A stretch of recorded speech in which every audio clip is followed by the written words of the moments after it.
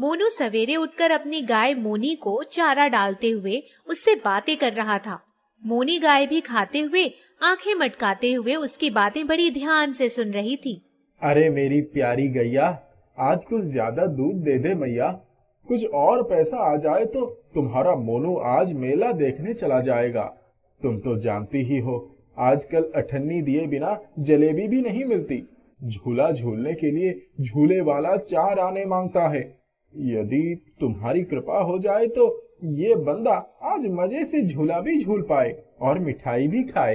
बोलो बोलो, अब तुम यही चाहती हो ना?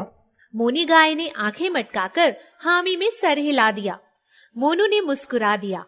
मोनी गैया, सब कहते हैं मोनू अनाथ है, लेकिन मैं कहता हूँ जब मोनी का साथ है तब भला मोनू कैसे अनाथ है? लग गई वरना। मोनू भावुक हो गया था। उसकी आंखें भर आई थीं। मोनी गाय प्यार से मोनू को चाटकर लुभाने लगी, जैसे उस पर अपनी ममता लुटाने लगी। पशु भी अपना और पराया समझते हैं। उनके अंदर भी प्यार की भावना होती है। मोनी गाय ने खूब दूध दिया। मोनू ने भी दूध पिया और आधे से ज्यादा बेच दिया। मोनू खूब मगन होकर मुस्कुराते हुए मेला देखने चला गया। वह जैसे ही मेले से लौटा, मोनी उसका इंतजार कर रही थी। वह बार बार उसे पुकार रही थी। मोनू ने एक प्यारी सी घंटी मोनी गैया के गले में बांध दी और उसे मिठाई भी खिलाई। मैया, आज बहुत दिन के बाद मैंने मिठाई का स्वाद लिया और तुमको भी खिला दिया। मोनी ने मुस्कुराकर मोनू की बात का समर्थन किया। इतने में बहुत जोरों की मूसलाधार बारिश शुरू हो गई। मोनू अपनी गैया को लेकर अपनी झोपड़ी के अंदर चला गया। कुछ देर में घास फूस की छत से पानी टपकने लगा। मोनू यह देखकर मन ही मन डरने लगा। वह सोच रहा था कि बारिश थम जाएगी, लेकिन वह रुकने का नाम ही नहीं ले रही थी। रात हो गई। मोनू अपनी टूटी हुई चारपाई को गैया के पास रखकर सोने का प्रयास करने लगा। उसका मन घबरा रहा था, इसीलिए नींद नहीं आ रही थी। मोनी मैया, ये बरसात तो रुकने का नाम ही नहीं ले रही है। इस गरीबी में बड़ी तकलीफ दे रही है। मोनू प्यारे, तू घबरा मत रे। जब मोनी साथ है तो चिंता की क्या बात है? अरे मैया, तुमने तो कमाल कर दिया। इंसान के जैसे बोलकर दिखा दिया। ये तो चमत्कार हो गया। अचानक झोपड़ी के अंदर पानी आने लगा। मोनू ने चारों तरफ देखा तो बाढ़ का माहौल था। अब उसकी समझ में नहीं आ रहा था कि वो करे तो क्या करे। मोनू बेटा, मुझ पर सवार हो जाओ और इस मुसीबत से पार हो जाओ। चारों तरफ पानी ही पानी था। मोनू अपनी गैया के पीठ पर सवार हो गया और चल पड़ा। मोनी गाय तैरते हुए ऊंचाई की तरफ बढ़ रही थी। कुछ ही देर में वह एक सुरक्षित ऊंचाई वाले स्थान पर पहुंच गई। मैया, इस बाढ़ ने तो हमें बेघर कर दिया। जो भी था सब कुछ ले लिया। ऊपर वाला बहुत दयालु है। वह कुछ लेता है तो कुछ देता भी है। यह देखो, लाल लाल कोई फल दिखाई दे रहा है। चलो खाते हैं। मोनू आगे बढ़ा और उसने देखा कि एक शिमला मिर्च का पौधा है जो लाल बड़े बड़े शिमला मिर्च से लदा हुआ है। अरे भैया, ये तो शिमला मिर्च है। मैंने तो सोचा था कोई मीठा फल होगा और हम अपनी भूख मिटाएंगे। अब तुम ही बताओ, इसको हम कैसे खाएं? रुको जरा, मैं देखती हूँ, इसका स्वाद चखती हूँ। ध्यान से देखो, शिमला मिर्च बहुत बड़ा होता जा रहा है। अरे यह तो बहुत स्वादिष्ट है और मीठा है। लो, तुम भी खाओ। अरे हाँ, ये तो सचमुच बड़ा अलवेला फल है। अपने ढंग का अकेला फल है। चलो दोनों पेट भर के खाएंगे। इसके बाद पेड़ के नीचे सो जाएंगे। अरे हाँ, मुझे तो खाना खाए बिना नींद नहीं आती। अब यहाँ खाना तो मिलेगा नहीं, यही शिमला मिर्च का सहारा है। मोनी मैया, मुझे बड़ा आश्चर्य हो रहा है कि शिमला मिर्च में मीठे फल का स्वाद कैसे आ रहा है। अरे अरे, ये क्या हो रहा है? एक खाने से सब्जी थाली आ रही है, पानी की प्याली आ रही है, तुम्हारे लिए हरी घास भी उग गई है। मोनी गैया घास चरने लगी और मोनू सजी भोजन की थाली पर जुट गया। खाने में एक व्यंजन शिमला मिर्च की सब्जी भी थी। उसने भरपेट खाया। मोनू को बहुत मजा आया। मोनी ने भी खुश होकर आंखों को मटकाया। खाना खाकर मोनू अपनी प्यारी गैया के साथ पेड़ के नीचे सो गया। वह सवेरे उठा तो उसके आश्चर्य का ठिकाना नहीं था। उसने देखा सामने एक सुंदर घर बना हुआ है। अरे मैया, ये रातों रात घर कहाँ से आ गया? काश हमारा भी ऐसा ही एक घर होता। इतने में शिमला मिर्च की डालियां हिली और आवाज आई, मोनू राजा, यह तुम्हारा ही घर है। इसमें तुम्हारे और तुम्हारी गैया के लिए विशेष व्यवस्था है। तुम जैसे नेक इंसान के लिए मैंने यह इंतजाम किया है, इसीलिए यह नया घर तुम्हारे नाम किया है। अंदर प्रवेश करो और प्रसन्न मन से इसमें निवास करो। मोनू के लिए यह एक सुंदर सपने से भी बढ़कर था। घर के अंदर सारे साजो सामान थे। धन संपदा, बर्तन, पलंग, अलमारी, रेडियो इत्यादि सारी वस्तुओं से सजा हुआ घर मोनू को बहुत प्यारा लगा। उसकी दुनिया बदल गई। उसने बाहर जाकर देखा तो शिमला मिर्च का पौधा और बड़ा हो गया था। उसमें बहुत सारे शिमला मिर्च आ गए थे। मोनू और मोनी बड़े मजे से जीवन बिताने लगे। मोनू प्रतिदिन बहुत सारे शिमला मिर्च तोड़ता और बाजार में बेच आता। इसी तरह वह अपना काम चलाता था। उसने आसपास खेती क्यारी बनाकर कुछ दूसरी सब्जियां उगाना भी शुरू कर दिया। मोनी गैया चारों तरफ फैले हुए विशाल चारागाह में चरती थी और आकर मोनू के घर में बड़े प्यार से रहती थी। एक दिन एक जंगली गेंडा आया और उसने जैसे ही शिमला मिर्च के पौधे में लाल लाल शिमला मिर्च देखे, उसे बहुत गुस्सा आया। उसे लाल रंग से चिढ़ थी। वह बड़ी जोर से दौड़कर आया और शिमला मिर्च के पौधों को जोर से टक्कर मारी। पूरा पौधा जमीन पर गिर पड़ा। मोनी गैया दौड़ी और उसने अपने सींग से गेंडे पर वार किया, लेकिन गेंडे पर कुछ असर नहीं हुआ। उसका प्यारा शिमला मिर्च का पौधा जमीन पर सो गया और वह देखकर मोनू बहुत दुखी और उदास हो गया। दूसरी तरफ उसने देखा वह गेंडा मोनी गैया की तरफ दौड़ रहा है। गैया आगे आगे, गेंडा पीछे पीछे। मोनू बुरी तरह से डर गया और अपनी गैया को बचाने के लिए डंडा लेकर दौड़ पड़ा। मोनू ने गेंडे के सर पर जोर से डंडा मारा। गेंडा नीचे गिर गया और हार मान लिया। मोनी गैया मोनू के पीछे आई। गेंडा फिर से उठा और मोनू की तरफ दौड़ पड़ा। अचानक चमत्कार हुआ। मोनू और गेंडे के बीच में एक लाल दीवार खड़ी हो गई। गेंडा जैसे ही आगे बढ़ा, उसी दीवार से लड़कर लुढ़क गया। इसके बाद वह कभी नहीं उठ पाया। मोनू ने देखा कि उसी जादुई दीवार ने उसके घर के खेतों के चारों तरफ घेरा बना दिया है और पूरी तरह से सुरक्षित कर दिया है। उसके आश्चर्य का तब ठिकाना न रहा जब उसने देखा शिमला मिर्च का जादुई पौधा पहले की तरह खड़ा हो गया है और शिमला मिर्च से लदा हुआ है। मोनी गैया आकर मोनू को प्यार से चाटने लगी। शिमला मिर्च की डालियां भी उनसे प्यार करने के लिए उनकी तरफ झुक गई। मोनू और मोनी सुख के साथ रहने लगे। एक गांव में विभूति नाम का व्यक्ति रहता था। वह गांव में घूम घूम कर गुब्बारे बेचता था। गुब्बारे बेचकर उसे ज्यादा पैसे नहीं मिलते थे। वह सोच रहा था कोई और काम ढूंढे। विभूति के पड़ोस में गणेश नाम का एक व्यक्ति था, लेकिन वह पढ़ाई करने के लिए बचपन में ही शहर चला गया था।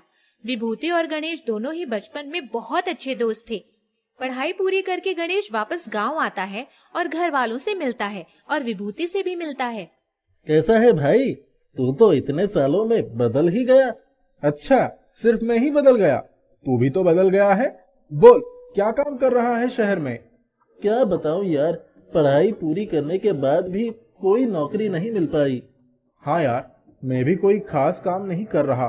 बस गांव में गुब्बारे बेचने का काम करता हूँ, जिससे 2 वक्त के भोजन का इंतजाम हो पाता है। तो क्यों ना हम मिलकर कुछ नया काम करें। गांव में महंत देव नाम का एक व्यक्ति रहता था, जो लोगों को काम दिलवाता था और नए नए काम करने के सुझाव भी दिया करता था। गांव में महंत देव नाम का एक व्यक्ति रहता था, जो लोगों को काम दिया करता था और नए नए काम करने के सुझाव देता था। विभूति और गणेश सोचते हैं महंत देव के पास जाकर सलाह लें कि आगे क्या करना चाहिए। दोनों महंत देव के पास जाते हैं। कहो, कैसे आना हुआ? हमें आपसे राय लेनी थी। हम कुछ नया करना चाहते हैं। क्या कोई काम आपके पास है जो हम कर सकें? मेरे पास तो एक फलों की दुकान है। उसके लिए कोई अच्छे लोग को ढूंढ रहा हूँ, जो दुकान की अच्छे से देखभाल कर सके और ईमानदार भी हो। जी, हम है ना, हम आपके दुकान को बहुत अच्छे से चला सकते हैं। हाँ, गणेश सही कहता है। वैसे कौन से फल की दुकान है? मौसम्बी बेचने का दुकान है, लेकिन मौसम्बी लाने के लिए तुम दोनों को यहाँ से 5 किलोमीटर दूर मेरे मौसम्बी के बागान पर जाना होगा और वहाँ से मौसम्बी लेकर दुकान पर बेचना होगा। क्या तुम ये कर पाओगे? जी हाँ, हम दोनों सब संभाल लेंगे। आप हमें बस काम दे दीजिए, हम पूरी ईमानदारी से आपके दुकान को चलाएंगे। ठीक है, अगर तुम लोग ये स्वीकार कर रहे हो तो मैं तुम लोगों को काम पर रखता हूँ। मैं तुम दोनों को हर महीने तनख्वाह भी अच्छी दूंगा। दोनों बहुत खुश हो जाते हैं। महंत देव की दुकान कई सालों से बंद पड़ी थी, वहाँ कोई नहीं आता था। गणेश और विभूति दोनों दुकान की साफ सफाई करते हैं और अगले ही दिन से सुबह सुबह मौसम्मी लाने के लिए बागान पर निकल जाते हैं। मौसम्मी लेकर आते हैं और पूरी दुकान में सजाते हैं और लोगों को बुलाते हैं। सभी मौसम्मी खरीदने के लिए आने लगते हैं। महंत देव दोनों की जांच करने दुकान पर आता है। क्या चल रहा है विभूति? जी देखिए, हम मौसम्बी लाकर बेचना शुरू कर चुके हैं। अच्छा, बहुत अच्छी बात है। इसी तरह तुम लोग काम करो, मैं चलता हूँ। महंत देव दोनों के काम से संतुष्ट होकर वहाँ से चला जाता है। दोनों उस मौसम्मी की दुकान को अपनी दुकान समझकर हर छोटी से छोटी चीजों का ध्यान रखते थे। सुबह से लेकर शाम तक वह सारी मौसम्मियाँ बेच दिया करते थे। दोनों का व्यवहार इतना अच्छा था कि सभी गांव वाले मौसम्मी लेने के लिए भीड़ लगा लेते थे। कुछ ही महीनों के बाद विभूति और गणेश की मौसम्मी की दुकान की बहुत चर्चा होने लगी और सभी वहीं से मौसम्मी ले जाने लगे। जब महंत देव की दुकान बहुत प्रसिद्ध हो गई तो महंत देव सोचता है, इन दोनों ने तो बहुत अच्छा काम किया है। पूरे गांव में हमारी दुकान की चर्चा रही है। इन्हें हटाकर कोई सस्ता आदमी रख लूं, जिससे मेरे पैसे भी बचने लगेंगे। यह सोचकर वह दुकान पर आता है। सुनो तुम दोनों, मुझे तुम लोगों से कुछ जरूरी बातें करनी है। हाँ हाँ बोलिए, क्या बात है? तुम दोनों बहुत ही आलसी हो। मैंने सुना है तुम सारा दिन दुकान में आराम करके बिताते हो। क्या मैं आराम करने के लिए तुम्हें पैसे देता हूँ? जी ये आप क्या कह रहे हैं? हम दोनों सुबह बागान से मौसम्बी लाने से लेकर शाम तक हर एक काम करते हैं और आप कह रहे हैं हम आराम करते हैं। ये बात आपसे किसने कह दी? अरे फालतू की बातें मत करो, मैं सब जानता हूँ। बस इसीलिए मैं तुम दोनों को काम से निकालता हूँ। अगर तुम दोनों को सोना ही है तो घर जाकर सो, मेरे दुकान को छोड़ दो। यह सुनकर विभूति को बहुत गुस्सा आता है। ये आप क्या बकवास किए जा रहे हैं? इतने महीनों तक हमने ही इस दुकान को चलाया है और आप अब अचानक कहते हैं कि हम दोनों आराम करते हैं। अगर हम सारे दिन आराम करते तो फल कैसे बिक रहे हैं? दुकान मेरा है, जहां से मौसम्बी लाते हो वो बागान भी मेरी है, तो मर्जी भी मेरी ही चलेगी। मैं कहता हूँ तुम दोनों को निकल जाओ यहाँ से, मतलब तुम दोनों तुरंत निकलो। गणेश और विभूति उदास होकर वहाँ से निकल जाते हैं। इतना अच्छा काम चल रहा था, हर महीने तनख्वाह मिल जाती थी, पता नहीं क्या हो गया। वही तो मैं भी सोच रहा हूँ कि ऐसा क्या हो गया, उन्होंने हमें काम से क्यों निकाल दिया। अगले ही दिन महंत देव एक कम उम्र के लड़के को दुकान पर काम के लिए रख लेता है और उसे बहुत कम पैसे देता है। जब गणेश और विभूति मौसम्मी की दुकान के पास से गुजर रहे थे तब उन्होंने दुकान पर एक छोटे से बच्चे को बैठा हुआ देखा। वह उनसे बातचीत करने के लिए दुकान पर आते हैं। बातचीत करते वक्त ही उन्होंने उनसे तनख्वाह भी पूछ ली। तनख्वाह जानने के बाद गणेश और विभूति समझ जाते हैं कि महंत देव ने उनके साथ ऐसा क्यों किया है। भाई तू समझ, महंत देव ने ऐसा क्यों किया? हाँ भाई, पैसे बचाने के लिए इन्होंने इस छोटे से बच्चे को काम पर रख लिया है। दोनों उदास होकर गांव में घूम रहे थे। घूमते घूमते तालाब के पास आकर बैठ जाते हैं और बातें करने लगते हैं। वह बातें कर ही रहे थे तभी आसमान से एक मौसम्मी तालाब के पास आकर गिर पड़ती है। गणेश मौसम्मी को उठा लेता है। भाई ये देख, कितनी खूबसूरत मौसम्बी है। हाँ भाई, स्वादिष्ट भी लग रही है, चलो इसे खा लेते हैं। अरे नहीं नहीं, इसे नहीं खाते हैं, मैं इसे माँ को ले जाकर दूंगा। मौसम्मी देते हुए सारी सच्चाई बताता है। महंत देव ने उसके साथ कितना बुरा किया यह भी वह माँ से बता देता है और वहाँ से चला जाता है। मेरे बेटे को उसने काम से निकाल दिया और मैं उसकी दुकान के फल खाऊंगी? बिल्कुल नहीं। गणेश की माँ को लगता है जैसे वह मौसम्मी महंत देव की दुकान की है, क्योंकि हर रोज गणेश महंत देव की दुकान से ही मौसम्मी लेकर आता था। गुस्से में गणेश की माँ मौसम्मी को बाहर खेत की ओर फेंक देती है। अगले दिन जब सभी उठते हैं तो देखते हैं एक बहुत ही विशाल मौसम्मी का पेड़ उगा हुआ है। गणेश की माँ कहती है, अरे बेटा, मैंने तो कल उस महंत देव की दुकान की मौसम्मी को यहाँ फेंका था, आज इतना बड़ा पेड़ कैसे आ गया? माँ, वो मौसम्बी महंत देव की दुकान की नहीं थी, वो तो हम जब तालाब के किनारे बैठे थे तब आसमान से गिरी थी। माँ, मुझे लगता है ये जरूर कोई जादुई मौसम्बी है, तभी तो ये एक दिन में इतना बड़ा पेड़ बन गया। दौड़ता हुआ गणेश विभूति के पास आता है और उसे सारी बातें बताता है। दोनों खेत के पास आते हैं। वाह भाई, ये तो कमाल हो गया। अब तो हमें कुछ और करने की जरूरत ही नहीं है। इस पर जितने मौसम्बी उगेंगे उन्हें ही बेचेंगे। विभूति और गणेश पेड़ से सारी मौसम्बी तोड़ लेते हैं और कुछ ही घंटों के बाद वो ज्यादा हो जाती है। वो समझ जाते हैं कि उन्हें जो मौसम्बी मिली है वह जादुई मौसम्बी है। दोनों एक ठेले पर मौसम्बी बेचना शुरू करते हैं। धीरे धीरे मशहूर होते होते मौसम्बी की एक बड़ी दुकान गांव में खड़ी कर लेते हैं। आसपास के गांव में भी मौसम्बी भिजवाने लगते हैं और खुशी खुशी जिंदगी व्यतीत करने लगते हैं। इधर महंत देव ने जिस बच्चे को काम पर रखा था वह दुकान अच्छे से संभाल नहीं पाता और कोई भी ग्राहक उसकी दुकान पर नहीं आता। इसी तरह महंत देव की मौसम्बी की दुकान वापस पहले की तरह ठप पड़ जाती है। छोटू स्कूल से छूटा और भूख से परेशान हो गया। वह तेजी से घर की ओर जाने के लिए दौड़ने लगा। उसे दौड़ते हुए देखकर एक बड़े लड़के जियान ने आवाज दी, अरे छोटू मोटू, धीरे से भाग, नहीं तो लुढ़क जाएगा। गिरने के बाद उठ भी नहीं पाएगा। दूसरा लड़का टिल्लू बोल पड़ा, अरे ये नीचे गिरा तो क्रेन मंगवानी पड़ेगी इसे उठाने के लिए। कौन आएगा इसे घर ले जाने के लिए? अरे मोटू, अपने पेट पर रहम कर, इतना मत खाया कर वरना एक दिन फट जाएगा। टिल्लू, जियान, बंद करो अपना जुबान। मैं जरा जल्दी में हूँ, लौट कर तुम्हारे खबर लूंगा। दोनों को उठाकर पटक दूंगा। अबे मोटे, जा मुंह धोकर आ। छोटू का शरीर मोटा और भारी था और इसीलिए बच्चे उसे चिढ़ाते थे। उसके मोटापे पर तरह तरह की बातें सुनाते थे। छोटू से भूख बर्दाश्त नहीं होती थी और उसे भूख के सामने कुछ और नहीं सूझता था। छोटू घर पहुंचा और उसने मुंह हाथ धोया। उसके सामने जैसे ही थाली आई उसने झट से खाना शुरू कर दिया। बेटा, मैंने तुझे टिफिन बॉक्स में खाना दिया था, क्या तूने खा लिया? अरे माँ, मैंने अपने टिफिन के साथ साथ अपने साथियों का टिफिन का खाना भी खा लिया, मगर ये पेट है कि मानता नहीं, फिर से भूख लग जाती है। दौड़ दौड़ कर आया हूँ। अच्छा बेटा, कल से तुम्हें 2 टिफिन दिया करूंगी, पेट भर के खाना खाना। माँ, कुछ ज्यादा पैसे भी दे देना ताकि खाने के बाद आधा दर्जन केले भी खा सकूं। माँ, सब बच्चे मुझे मोटा मोटा कहकर चिढ़ाते हैं। मैं कहता हूँ वे भी मेरी तरह क्यों नहीं खाते हैं। बेटा, सब बच्चे छोटू नहीं बन सकते। तू मेरा बहादुर बेटा है, सब तुझसे जलते हैं, इसीलिए तुझे मोटा कहते हैं। तू बलवान और पहलवान है। माँ, मैं पतला होना चाहता हूँ। कभी कभी खुद को शीशे में देखकर शर्माता हूँ। मेरा पेट भी बहुत बड़ा हो गया है, शरीर आवश्यकता से ज्यादा तगड़ा हो गया है। मुझे खाता हुआ देखकर सब मुझे पेटू ही कहते हैं। मुझे बहुत बुरा लगता है। मुझे मोटापे की बीमारी है। भूख के कारण अधिक खाना मेरी लाचारी है।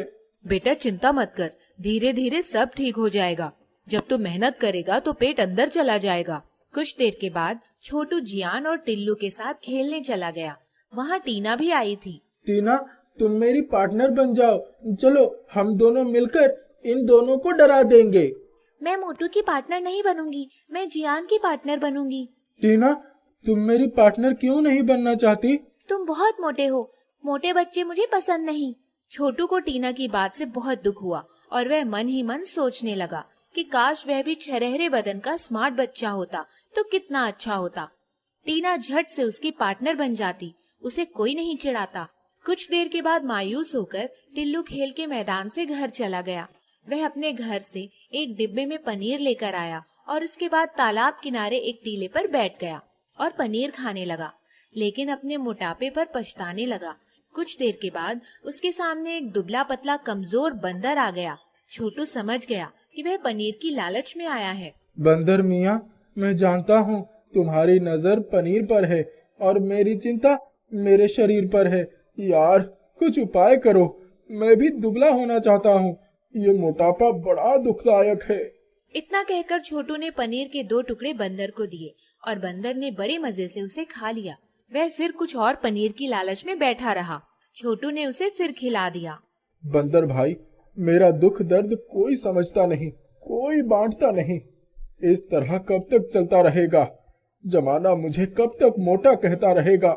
मैं परेशान हूँ, तुम ही बताओ यार, मैं क्या करूं? अगर कोई रास्ता नहीं है तो क्या मैं इसी तालाब में डूबकर मर जाऊं? अरे नहीं नहीं, डरना, पीछे हटना और मरना कोई हल नहीं। तुमने मुझे पनीर खिलाया है, मैं तुम्हारी तकदीर बदलना चाहता हूँ। रुक जाओ, मैं थोड़ी देर में आता हूँ।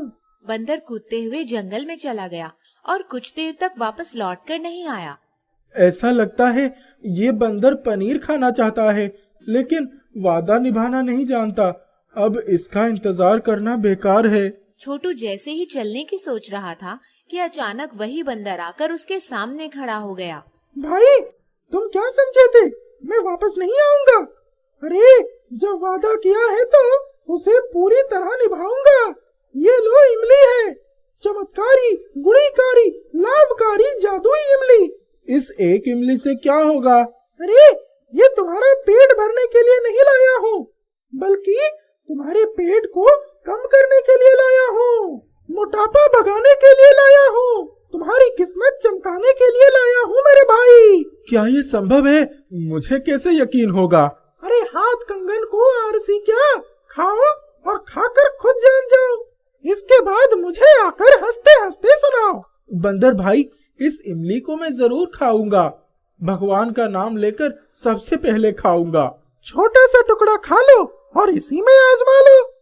छोटू ने इमली का एक छोटा सा टुकड़ा अपने मुंह में डाला और उसके पेट में हलचल होने लगी। एक नई शक्ति का संचार और घटने लगा पेट का आकार। कुछ ही देर के बाद अचानक उसका पेट पचक गया, उसका वजन भी कम हो गया और वह बड़े आश्चर्य से अपने पेट पर हाथ फेरने लगा। अरे बंदर भाई, तुमने तो कमाल कर दिया। ऐसी इमली खिलाई कि जादू कर दिया भाई। मेरा मोटापा भगा दिया। तुमने ये रतन अनमोल दिया।